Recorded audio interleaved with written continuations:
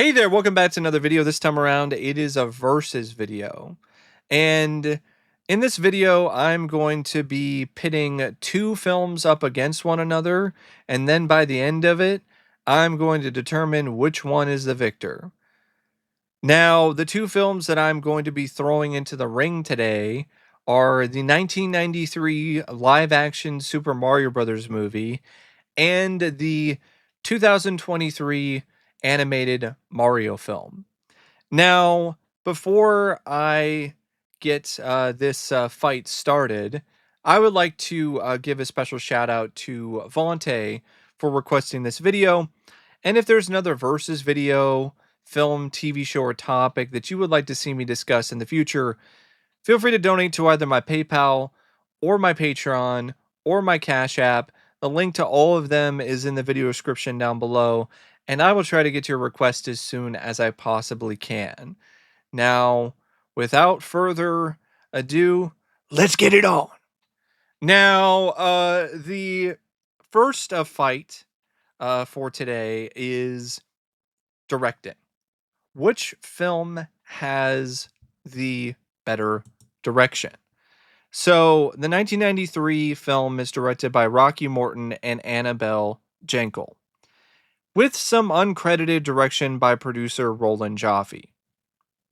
So, because of that, it's hard to really assign specific shots to a specific director for this movie, but that doesn't really matter because a final product was still delivered. So, that's what I'm going to be judging here. And other than some wonky moments, some scenes that definitely do look like they were a reshoot or the result of two directors that were in over their head, I think this film actually features some really good directing in it. I think the movie is honestly a much better directed film than people give it credit for. I've seen a lot of people criticize the film's direction. I don't understand it.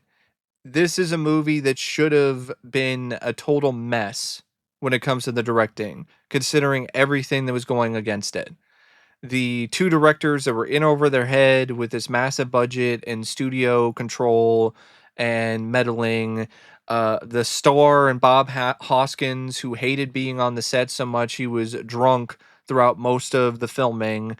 Uh, it should have been a disaster, especially once Roland Joffe came in and started directing some of the movie.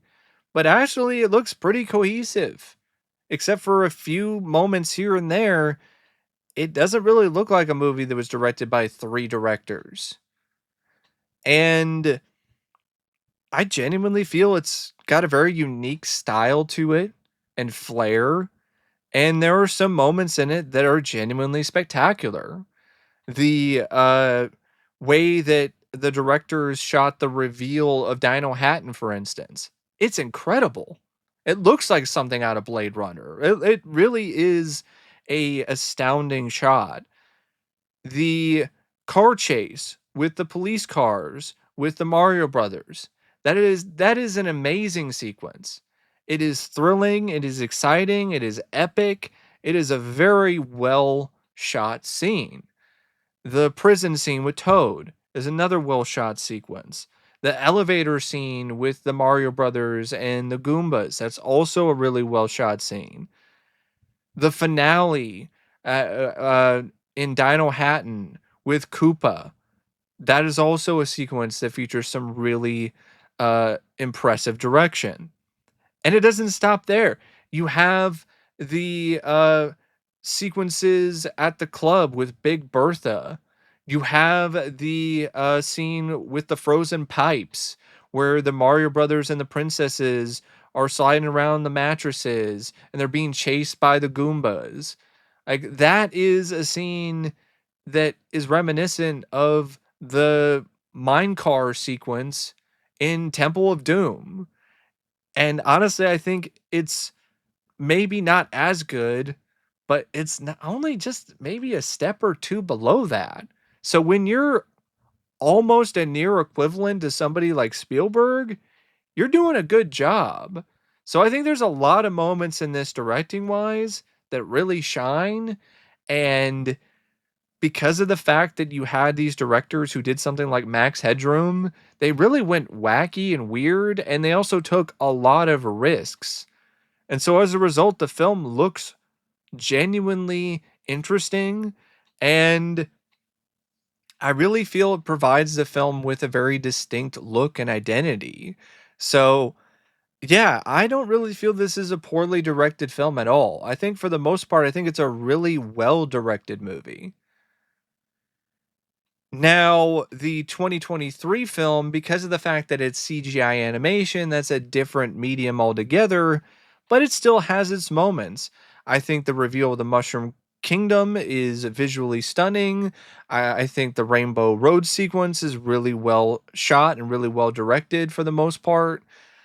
I think a lot of the different sort of video game stuff, like the settings of the movie, Bowser's Kingdom, Donkey Kong's Kingdom, yeah, a lot of other familiar settings from the games, they're definitely represented very well in the movie visually.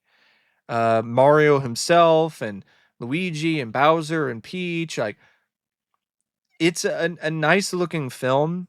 It's definitely an eye-catching movie. Definitely has some genuinely eye candy moments in it. And some of the action is well shot too, especially the various different mixes of different POVs and different kind of shots for Mario in action that are reminiscent of various different types of Mario games. So you have like the shot that's almost as if you're watching somebody play the game with the side scrolling action. Then you have other shots that are more reminiscent of some of the more newer games. Or then you have a shot like with Mario and Donkey Kong where they're working together and then it's like a combination of those things. So I definitely do feel the direction is good in the 2023 film, but it has its moments where it's a bit bland and the direction doesn't necessarily have its own identity. It kind of just feels like you're watching cutscenes from the games, or you're seeing the efforts of your average direction from any other DreamWorks movie. So there's a certain genericness to the direction that kind of hurts it to me, that kind of holds it back a little bit. It's not as creative, it's not as wild, it's not as innovative, it doesn't take as many risks as something like the 1993 film did. So because of that, this might be a controversial opinion, but I'm gonna give the win to the 1993 film when it comes to the direction. Now, the 1993 movie is written by Parker Bennett, Terry Runte, and Ed Solomon. And I like this script for a lot of reasons. I think it takes what is the base story of Mario Brothers saving the princess, and adapts that, but then it also adds in some genuine post-apocalyptic elements, throws in this really demented, twisted future where a dictator is taken over in Koopa and dinosaurs evolved from humans, and there's a lot of creativity and originality when it comes to Dino Hatton and how that is utilized in the script. The villain is very villainous in Koopa. Even the Mario brothers, to me, they're written in a way where they genuinely feel like brothers and they have a good rapport with one another, and they have a lot of fun moments where they have banter back and forth with each other, and they're really the focus of it.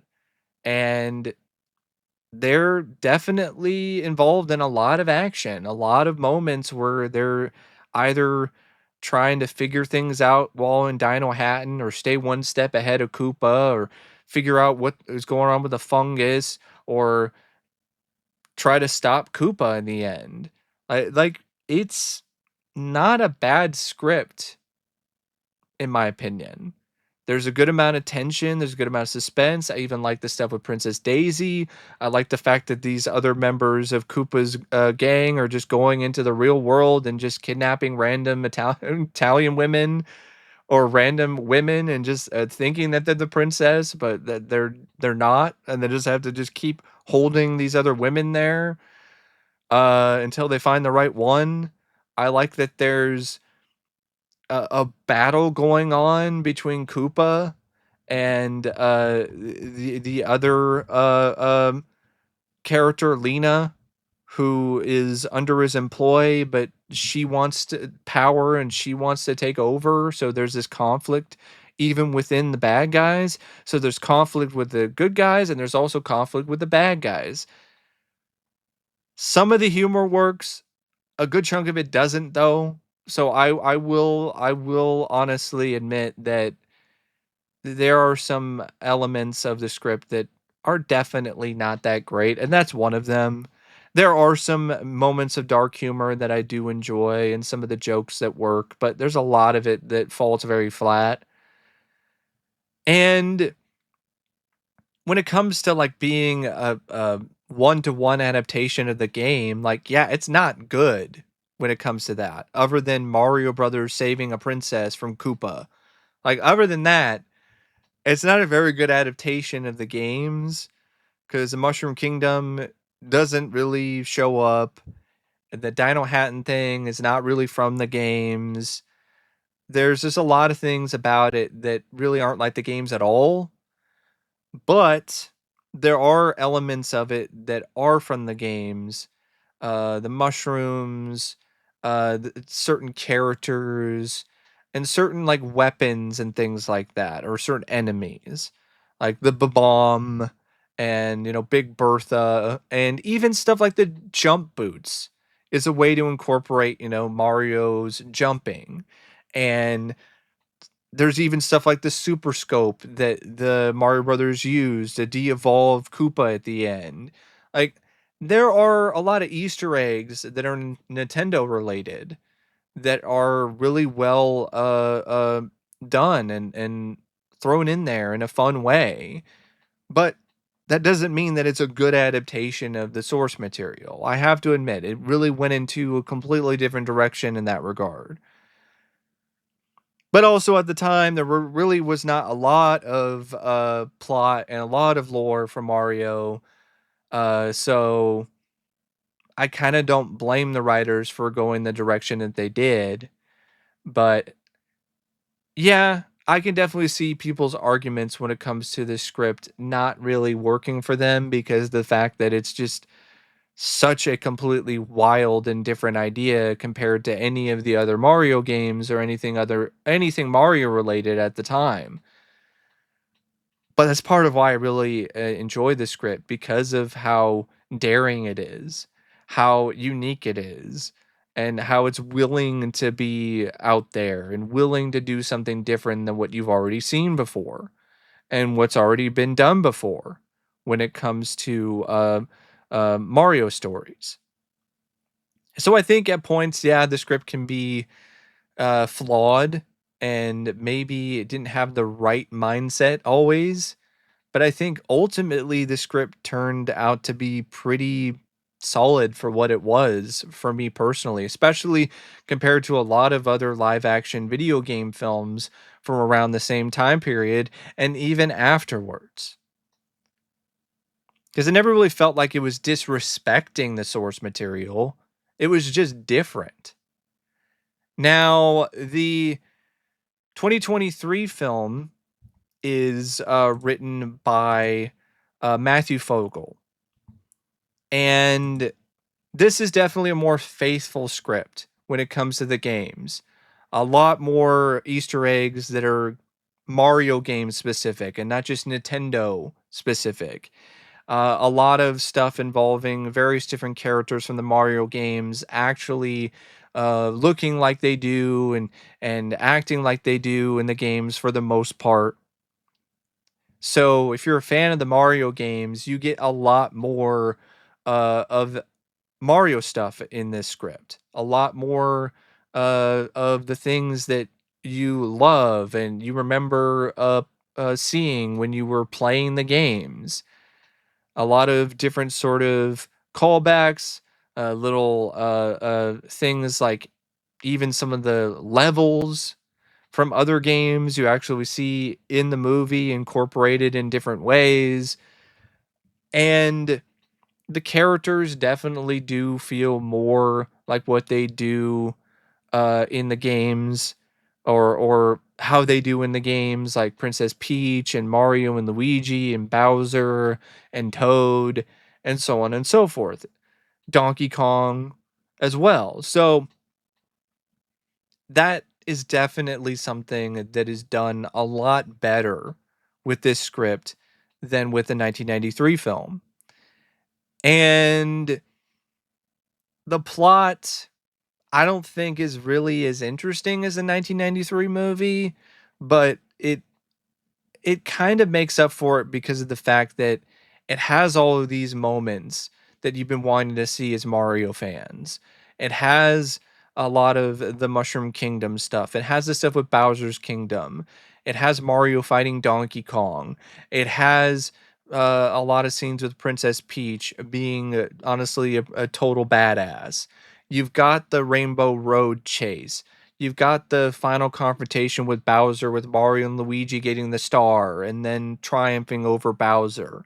So there's a lot of things in this script that I think are definite crowd pleasers and definitely things that Mario fans have been wanting to see for a long, long time from a Mario movie. But it also plays things a lot safer than the 1993 film does when it comes to its script. And there are a lot of things about it that are really fan servicey and really not much else other than that. There are some things too in the 2023 script that I don't feel are as good. For instance, the Mario brothers aren't really together that much. They have their moments like the climax and the finale when they fight Bowser, but a lot of the movie is just Mario and Luigi separated from one another. In the 1993 film, they're together for pretty much the entire plot, for the entirety of the movie. There really isn't that many moments at all when they're separated from each other. So, if you're looking for Mario Brothers being involved in the film and in the plot for the majority of the runtime, the 1993 film actually does that better than the 2023 movie does. But it doesn't do some of the other things as well. So, I think that really creates a really interesting dilemma for me personally. And the 2023 script also has other things where it kind of falls flat or falters. It's fun to see Mario fight Donkey Kong, but the way that Donkey Kong is written is not so fun. The film also has some moments where the comedy is just honestly just as lame as the jokes in the 1993 script, if not even worse at points. But because of the fact that we are talking about Mario movies and the 1993 script went in such a wildly different direction than the games, and I do like the script though, despite that, because of the fact that we're talking about Mario and we're talking about the Mario games and Mario movies that are based on the Mario games, as much as I do like the 1993 script and I prefer the fact that you had more of the Mario brothers doing things in that script than in the 2023 script, I got to give the slight edge to the 2023 script here. So the 2023 film wins by TKO. It's not a total knockout, but it's a TKO. So the next thing that I'm going to be doing when it comes to a battle between these two is I'm going to talk about the cast. So the 1993 film features Bob Hoskins as Mario, John Leguizamo as Luigi, Dennis Hopper as President Koopa, Samantha Mathis as Princess Daisy, Stevens as Iggy, Richard Edson as Spike, Fiona Shaw as Lena, Dana Kaminsky as Daniela, Mojo Nixon as Toad, Francesca P. Roberts as a Big Bertha, and Lance Henriksen as the king, as well as Frank Welker as the voice of Yoshi and some of the Goombas. I think the cast is actually not that bad, considering the fact that Bob Hoskins hated working on this set, was drunk a lot of the time. You can't really tell. It seems like he's having fun with it. And he's still giving, in my opinion, a pretty lively and animated performance. It's actually one of my favorite performances by Bob Hoskins. Even though he hated doing this movie, it doesn't really show up when it comes to his performance. It actually looks like he's giving a genuine effort. And I really enjoy John Leguizamo as well. It's one of my favorite roles from him as Luigi. I think he's actually cool and endearing and fun to watch and actually pretty charming and funny, which is things that Luigi is not. Most of the time anyway. But I think Bob and John, they had terrific chemistry. They were a really great pair. You bought that they were brothers. Like I really felt like that was really a genuine strength for this cast. And then you got Dennis Hopper on top of that as Koopa. And Dennis Hopper, yeah, he acts like he's hopped up on pills, like a lot of other film roles that he's done. But man, is it fun to watch. He's over the top, but would you really want it any other way? He's playing a human T-Rex. Like he even goes as far to like have his hands up like this, as if he has little arms, like he's a T-Rex. Like Dennis Hopper is unhinged in this, and I love every minute of it. Even the monkey bit, it's stupid, it's silly, but Dennis Hopper just sells it because he's just having a blast, having a ball playing this psychopathic evil lizard. Samantha Mathis is fine too as Princess Daisy, but I think her issue is that she's really not given a ton to do a lot in the script. She's mostly just held captive. So a lot of the time, there's not really much for her to do. Fisher Stevens and Richard Edson as Iggy and Spike, I can have some fun with them, but they got annoying to a certain point. Very Three Stooges esque kind of shenanigans with those two. Fiona Shaw, again, another performance is very over the top and cartoonish, but I loved it. I loved her in this. She was just so insane and crazy that I couldn't help but enjoy every scene that she was in, especially when she's competing with Dennis Hopper. Mojo Nixon was serviceable as Toad, but really not anything that amazing. Lance Henriksen was cool to see as the king, but he's not really in it that much and doesn't really do that much because most of the time he's just a fungus. Um, but I still think for the most part it's pretty solid cast. Now, the 2023 film, it features, of course, voiceover work because it's a animated film.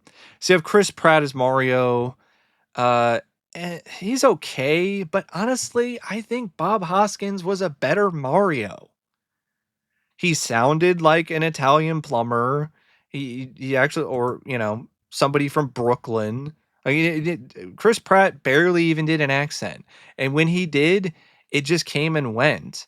This is a very generic kind of bland voiceover performance by Chris Pratt. It's almost like he's doing the Lego Movie voiceover role again, but with like a hint of a Brooklyn accent. It was a lot better in that movie, to be honest. He did a lot better in the Lego Movie. And I almost just felt like I'm doing this because I'm getting paid and I'm a big enough name to sell some tickets for this Mario movie. So here we go. Uh it was just okay, but not anything more than that. And I know it's an unpopular opinion to say that Bob Hoskins was a better Mario, but I honestly, respectfully feel that way. I do. He sounds more like what I consider Mario to be. And Chris Pratt just kind of sounds like a guy who's just a generic leading man. Almost like you created his voice with Chat GPT and put in the prompt generic leading man, and there was his voiceover as Mario in this. Anya Taylor-Joy, though, I thought was amazing. I loved her performance in this as Princess Peach. She stole every scene that she was in. I thought she was a perfect casting choice for Peach, and I would definitely say she was better than Samantha Mathis if we're comparing the two princesses. Charlie Day as Luigi, I don't think he was as cool or as fun as John Leguizamo, but he still worked fine for what he was asked to do. But John Leguizamo made Luigi his own and made Luigi his interpretation of Luigi something unique and interesting. Like that was unlike any other Luigi that we've ever seen or since. Charlie Day just kind of sounded like he does in pretty much everything that he's ever done. So there's also a certain genericness that's added to his Luigi because of that. But due to the fact that his Luigi was barely even in the movie and barely had any lines, it's kind of hard for me to really critique his Luigi that harshly, or even really say that much about his Luigi. His chemistry with Chris Pratt was pretty good though. I'll give the two that, and I think he did have his moments, but like I said, he's just barely in it. There's not really a whole lot for him to do, or a whole lot that he did. Spent most of the movie just behind a cage. Jack Black as Bowser. I liked his performance in this. He was having fun with it. There are honestly a little too many Jack Blackisms at points. You know, the whole School of Rock stuff shtick kind of bleeds through, but I still felt that he did a good job. But I can't. I know it's not a popular opinion either, but I can't give him the nod over Dennis Hopper. Was he a more authentic sounding Bowser? Yes. But what was the most entertaining performance? What was the more memorable performance when it comes to the villain? It's Dennis Hopper for me. It's not Jack Black. Uh, Keegan Michael Key as Toad. I felt he did a pretty good job, and he was definitely a lot better than Mojo Nixon. Uh, so I would say that's a point for the 2023 film. Seth Rogen's Donkey Kong. I mean, I can't really compare him to any other character in the Mario movie because Donkey Kong isn't in that movie in the 1993 film, but he sucked. So I don't think that's a plus for the 2023 film, and neither is Fred Armisen as Cranky Kong.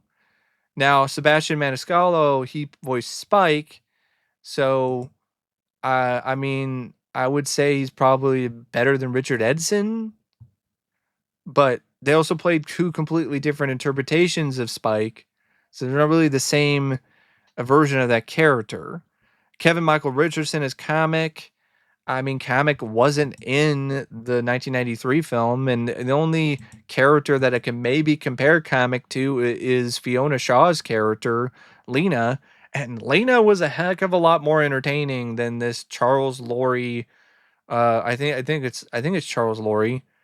Like this Peter Lorre, not Charles Laurie.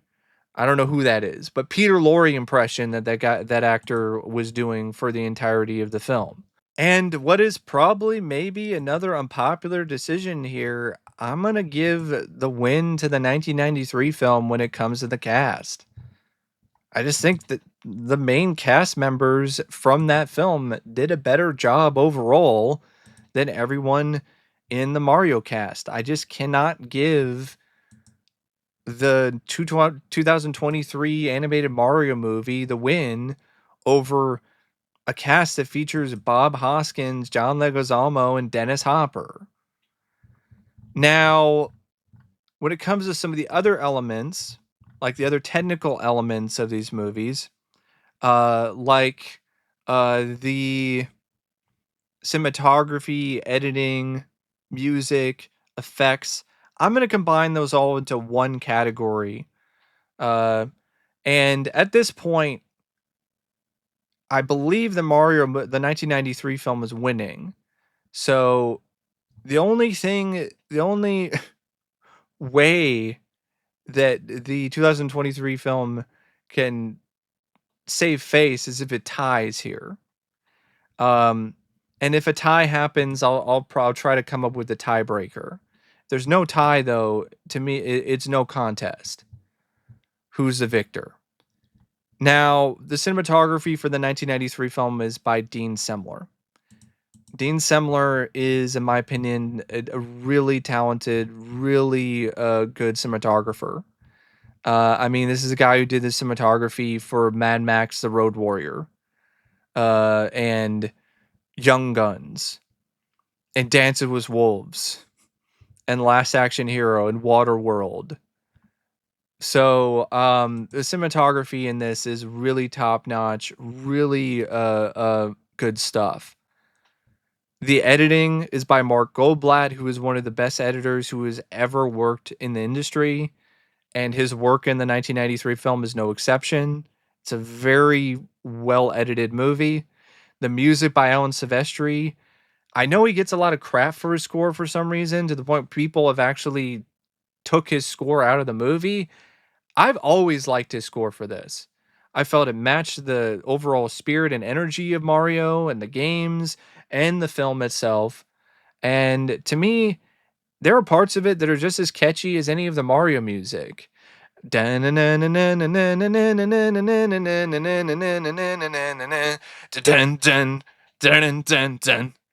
then you have like the original songs or the licensed music that they used for the soundtrack. I mean, how can you not dance to Everybody Walk the Dinosaur? And Almost Unreal by Roxette is a great song. And so there's a lot about it from the technical aspect that's really great.